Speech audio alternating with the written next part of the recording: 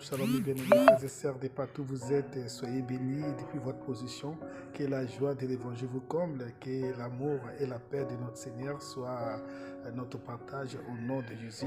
Soyez bénis de là où vous êtes et bienvenue sur cette émission qui fait partie de notre émission, je vais dire spéciale pour l'exhortation biblique dénommée un verset biblique par jour ou un verset biblique pour un jour.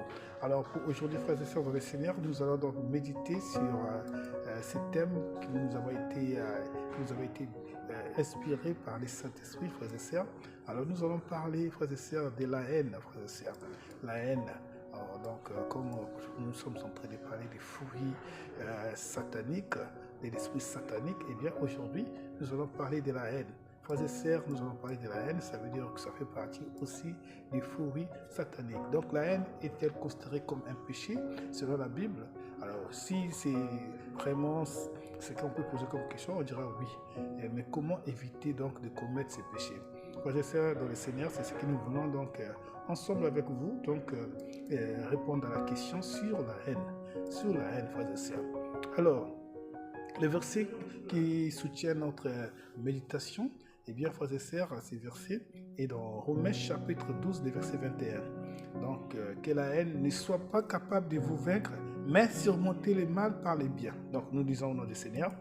Il dit ceci, que, excusez-moi, ne rendez point mal pour mal, ou injure pour injure, bénissez au contraire, car c'est à cela que vous avez été appelés afin d'hériter la bénédiction. Frères et sœurs dans le Seigneur, on nous dit ne rendez pas mal pour mal.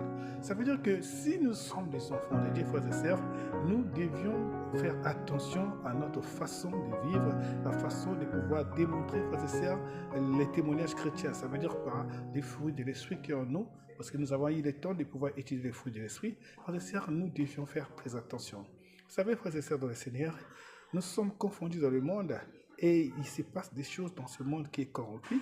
Et vraiment, si nous ne faisons pas attention, nous pouvons, frères et sœurs dans le Seigneur, je veux dire, trahir notre témoignage.